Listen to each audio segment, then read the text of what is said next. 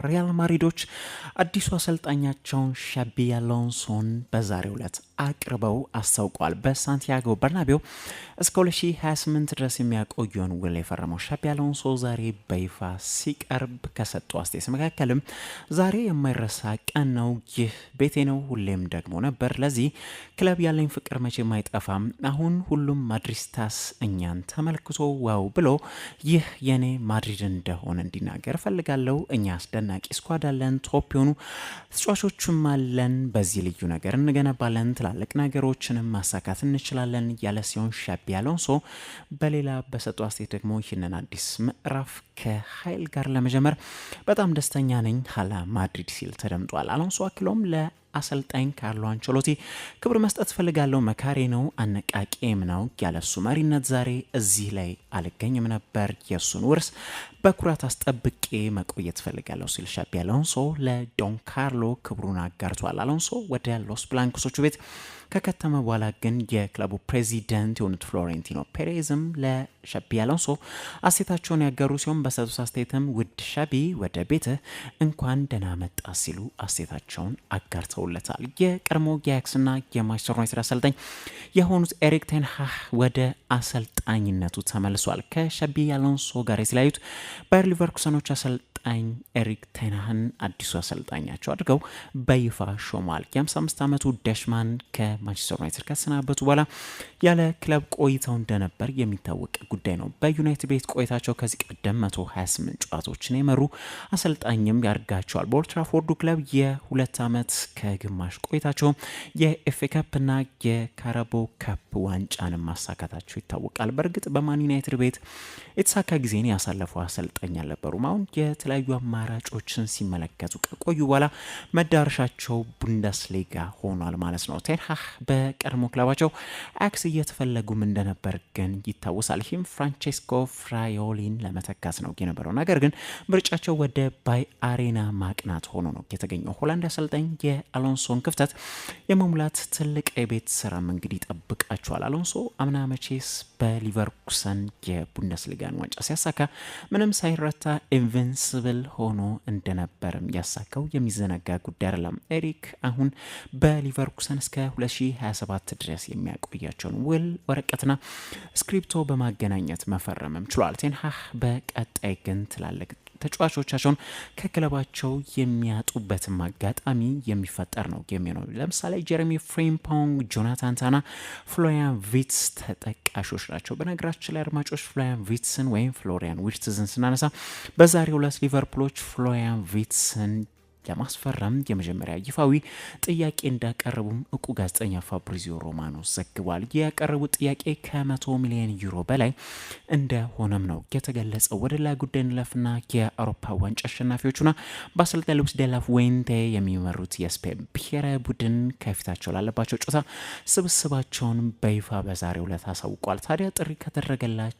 ተጫዋቾች መካከል አንዱ የሆነው ደግሞ የሪያል ቤቲሱ አማካኝ ተጫዋች ኢስኮ አላርኮን አንዱ ሆኖ ተገኝቷል። ኢስኮ እንደሚገባውም ጥሪው ምንም ጥርጥር የሌለው ጉዳይ ነው። ዘንድሮ በቤቲስ ቤት አስደናቂ ጊዜን ማሳለፍ የቻለ ተጫዋች ሆኗል። ስፓኒያዊ ተጫዋች ዘንድሮ ለሪያል ቤቲስ 32 ጨዋታዎችን አድርጎም 12 ግቦችን አስቆጥሮ 10 ደግሞ ለግብ የሚሆኑ ኳሶችን አመሻሽቶ ማቀበል ችሏል። በ32 ጨዋታዎች 22 የግብ ተሳትፎችን አድርጓል ማለት ነው። በስፔን ብሔራዊ ቡድን ሲጠራ ደግሞ 33 ዓመቱም ላይ ተገኝቶ ነው ጥሪ ሊቀርበው የቻለው። ላሮሃዎቹ በቀጣይ ጨዋታቸው በኔሽንስ ሊግ ግማሽ ፍጻሜ ጨዋታ የፈረንሳይ ብሔራዊ ቡድንን በጁን 5 በዕለተ ሐሙስ የሚገጥሙ ይሆናል። በኢንተር ሚላን ቤት ድንቅ ስራን እየሰሩ የሚገኙት አሰልጣኝ ሲሞኔ ኢንዛጊ ወደ ሳውዲው ክለብ አልሂላል ለማምራት በንግግር ላይ እንደሆኑና ይህ ዝውውር በእግር ኳስ ታሪክ ውዱ ተከፋይ አሰልጣኝ ሊያደርጋቸው እንደሚችል ተዘግቦ ነበር። መረጃው ንግግሮች አሁን እንደቆሙና ከቻምፒዮንስ ሊግ ፍጻሜ በኋላ ግን እንደሚቀጥሉም አያይዞ ገልጾ ነው የነበረው። ይህን ጉዳይ አስመልክቶም ግን ሲሞኔ ኢንዛጊ ምላሻቸውን የሰጡ ሲሆን እንደተደመጡት ከሆነ ከጣሊያንም እንዲሁም ከሳውዲ አረቢያ ክለቦች ጥያቄዎች አሉ፣ ነገር ግን ቅዳሜ የምንጫወተው ፍጻሜ ጨዋታ እያለ ስለዚህ ጉዳይ ማሰብ እብደት ነው የሚሆነው ያሉ ሲሆን አክለውም ከፍጻሜ ጨዋታ በኋላ ከኢንተር አመራሮች ጋር ግንኙነት ይኖረናል፣ ትክክለኛ ሁኔታዎች ካሉ አብረን እንቀጥላለን ሲሉ ተደምጧል። ኢንተር ሚላን የፊታችን ቅዳሜ ከፈረንሳዩ ክለብ ከፓሪስ ሰን ዠርማ ጋር በአሊያንዝ አሬና የቻምፒዮንስ ሊግ ፍጻሜ ጨዋታ እንደለባቸው የሚታወቅ ጉዳይ ነው። የናፖሊ ፕሬዚዳንት የሆኑት አውሬሊዮ ዴ ላውረንቲስ ስለ ማንቸስተር ሲቲ ተጫዋች ኬቨን ዴብሩይነ አስተያየታቸውን ያጋሩ ሲሆን ቀጣይ ማረፊያው ዴብሩይነ የኔፕልሱ ቡድን እንደሆነ በሙሉ መተማመን ነው የገለጹት። ዴ ላውረንቲስ በሰጡት አስተያየትም ኬቨን ዴብሩይነ አሁን እኛን እንደሚቀላቀለን በጣም ይመስለኛል፣ በናፖሊም ቀድሞኑ ቤትም የገዛ ይመስለኛል፣ ከሱና ከአስደናቂ ቤተሰቦቹ ጋር በስልክ አውርቻለሁ ያሉ ሲሆን ስምምነቱ ተጠናቆ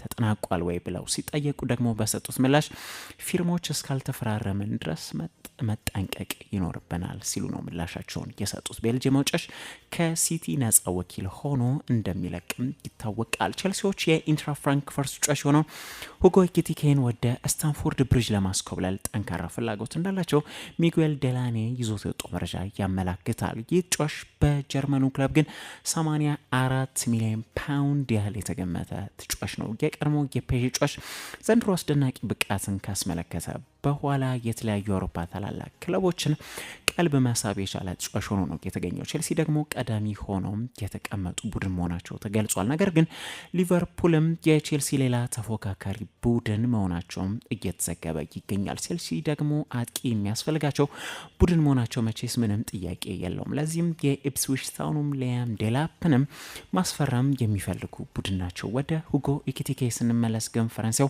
የ22 ዓመት ተጫዋች ዘንድሮ በሁሉም ውድድሮች 48 ጨዋታዎችን አድርጎ 22 ግቦችን ከመረብ ጋር አገናኝቶ 8 ደግሞ ለግብ የሚሆኑ ኳሶችን አመሻሽቶ ማቀበል የቻለ ተጫዋች አድርጓል። የኤንዞ ማሬስካ ቡድን የፊት መስመራቸውን ለማጠናከር የባርሴሎናም ተጫዋች የሆነውን አንሱ ፋቲንም ለማስፈረም ግን ጥያቄ ስለማቅረባቸውም አንዳንዶች እየዘገቡ ይገኛሉ። ቼልሲዎች ትላንት ኖቲንጋም ፎረስትን ከረቱ በኋላ ለቻምፒዮንስ ሊግ ማለፋቸው ማረጋገጣቸው ይታወቃል። ማንቸስተር ዩናይትዶች የማታያስ ኩኒያን ዝውውር ካረጋገጡ በኋላ በቀጣይ ደግሞ እይታቸውን ወደ ብሬንትፎርድ ተጫዋች ብሬን ምቤሞ ላይ ማድረጋቸው እየተገለጸ ይገኛል። በቀጣይ ዓመት ከየትኛውም የአውሮፓ ውድድር መድረክ ውጭ የሆኑት ዩናይትዶች በቀጣይ ዓመት ነገሮችን ለማሻሻልና ወደ አውሮፓ የውድድር መድረክ ለመመለስ የራሳቸው የቤት ስራ የሚጠብቃቸው ቡድን ናቸው። ለዚህም ከሁኔው በዝውውሩ እየተንቀሳቀሱ እያሉ ይመስላል። የኩኒያን ዝውውር የጠቃለሉት ቀይ ሰይጣኖች አሁን አይናቸውን ብሬን ምቤሞ ላይ እንደጣሉ ቶክ ስፖርት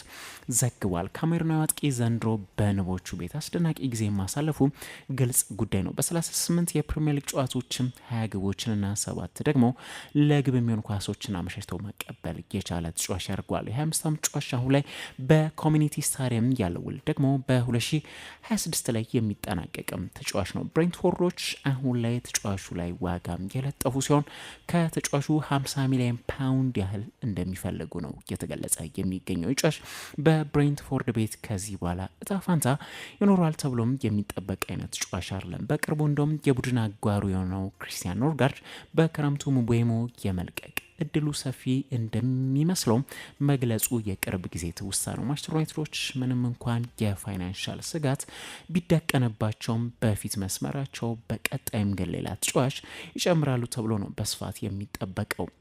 ከማንቸስተር ዩናይትዶች ጋር በተያያዘ ዜና የማንቸስተር ዩናይትድ ንብረት የሆነው አንቶኒ በዛሬው ዕለት ከቲኤንቲ ስፖርትስ ብራዚል ጋር ቆይታ አድርጎ እያለቀሰ አስተያየቱን አጋርቷል። አንቶኒ እንደሚታወቀው በ2022 ከአክሱ አምስተርዳም ወደ ኦልትራፎርድ 85 ሚሊዮን ፓውንድ ያህል ፈሰስ ተደርጎበት ከከተመ በኋላ በማን ዩናይትድ ቤት ግን ተጽዕኖ መፍጠር አቅቶት እንደተገኘ ይታወቃል። በ96 ያህል ጨዋታዎችም 12 ግቦችን ብቻ ማስቆጠር ችሎ የነበረ ተጫዋች ነው። የነበረው። በውሰት ዘንድሮ ወደ ስፔኑ ክለብ ሪያል ቤቲስ ከመራ በኋላ ግን ዳግም ተወልዶ መገኘቱ ይታወቃል። በቤቲስ በግማሽ የውድድር ዓመቱ 9 ግቦችና 5 አሲስቶችን በስሙ ያስመዘገበ ተጫዋች ነው። ለቤቲሶች የኮንፈረንስ ሊግ ፍጻሜ መድረስም ትልቅ አስተዋጽኦ ያደረገ ተጫዋች ያድርጓል። አሁን አንቶኒ በሰጠው አስተያየት ግን ወደ ቤቲስ መምጣቴ ብዙ ነገር ለውጧል፣ ምክንያቱም ራሴ ማግኘት አስፈልጎኝ ነበር። ይህም በግላዊ ህይወቴ ባሳለፍኩባቸው ከባድ ነገሮች ሁሉ ነው። በማንቸስተር ዩናይትድ በነበርኩበት ሰዓት እግር ኳስ ለመጫወት ፍላጎቱ እንዳለኝ አይሰማኝም ነበርና ራሴን ፈልጌ ማግኘትና በድጋሚ ደስተኛ መሆን አስፈልጎኝ ነበር። ምክንያቱም እግር ኳስ መጫወት ሁሌም የምወደው ነገር ነው። በዩናይትድ እያለው በከባድ ጊዜያቶች ውስጥ አልፍ ያለው ለወንድሜም ከዚህ በላይ መሸከም አልችልም ብዬ ነግሬው ነበር ያለ ሲሆን አንቶኒ ያክለው በቤትህ ሆነህ እንኳን ከልጅ ጋር ለመጫወት ጥንካሬው ማጣት፣ ሳትበላ ቀናቶች መቆየት፣ በክፍሌ ቆልፌ መቆየት ምን ይመስል እንደነበር የማውቀው እኔ ብቻ ነኝ ሲል አንቶኒ ዶስ ሳንቶስ አሳዛኝ አስተያየትን አጋርቷል። አንቶኒ በዩናይትድ ቤት እያለ ከዚህ ቀደም በድሮ ፍቅረኛው በመጣበት ክስም አስቸጋሪ ጊዜ ማሳለፉ የሚዘነጋ ጉዳይ አይደለም።